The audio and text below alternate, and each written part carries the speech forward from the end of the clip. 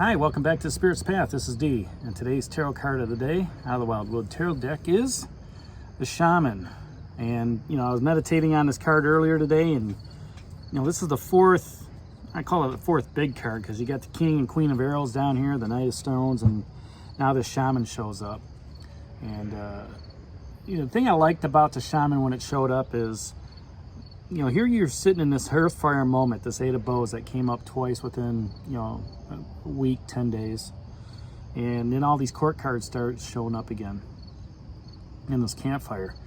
And the Shaman's here to remind you that, along your path, you can manifest, whatever it is you want. All right. Now, he's got all four elements sitting there. And he's really a gateway to the universal mind and universal the inner universe that that we live in, right?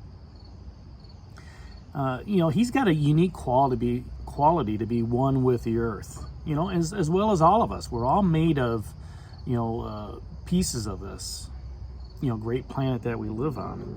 And we can apply that magic with intent, just like the Shaman can.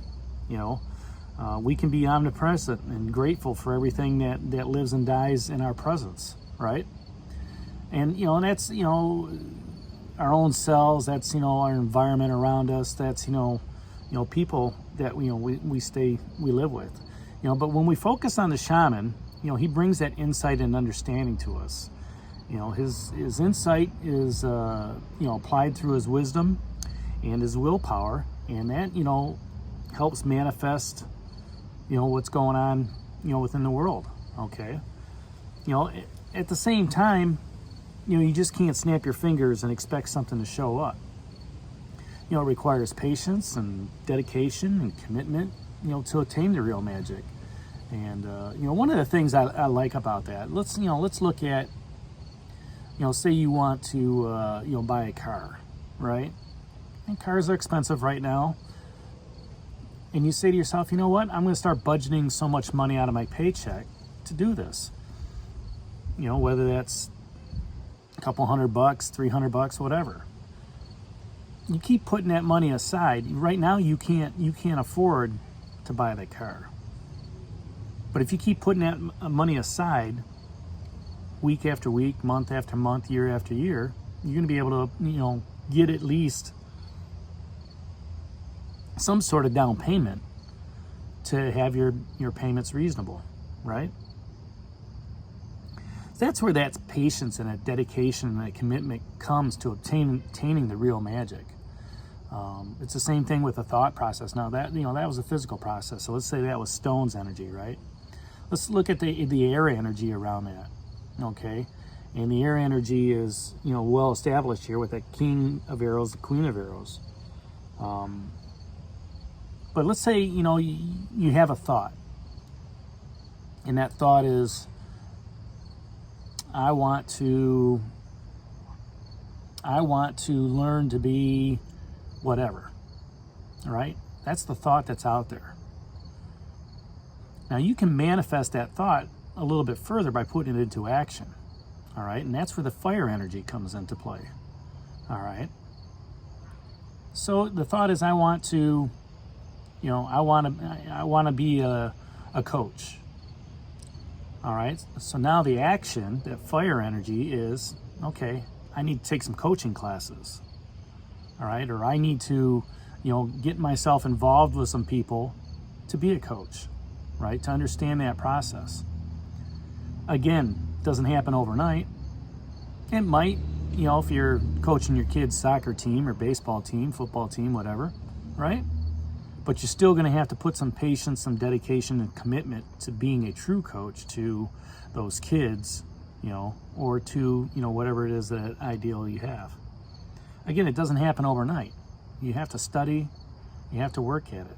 And that's two aspects, air and fire. Now let's look at the water aspect, right? That's free-flowing energy. It's emotional energy. What can you manifest out of that water energy? And, one of the things, it's also psychic energy.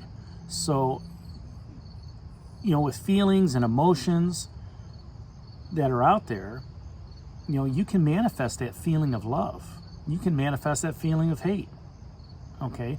You can, manifest, a negative attitude or a positive attitude. And again, you can let's talk about the love-hate relationship, right? If you want to manifest that love relationship, first of all, it has to stay positive. All right? But again, if you're doing that with somebody else, it takes patience, dedication, and commitment to attain that real magic. It's not going to happen overnight. You have to learn to trust. You have to learn to communicate. You have to learn to, understand each other, right? And, you have to let those feelings grow. You have to let those emotions, grow. So, whatever awakens your desires, you're walking on your path in this wildwood forest. This shaman is ready to show you the mysteries, for your journey that's out there. And, his big key is, taking that patience and dedication and apply what you learn on your journey for that, new journey to start. You have to allow that emotional and intellectual fortitude to bring change into your life. All right? You have to allow, you just can't block it all off. You have to allow that change to happen.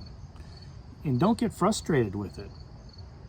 Don't have that 5 of arrows frustration moment, show up and say, you know what, I want it now, I want it now. The universe will give it to you when you're ready for it. That's something that I've learned.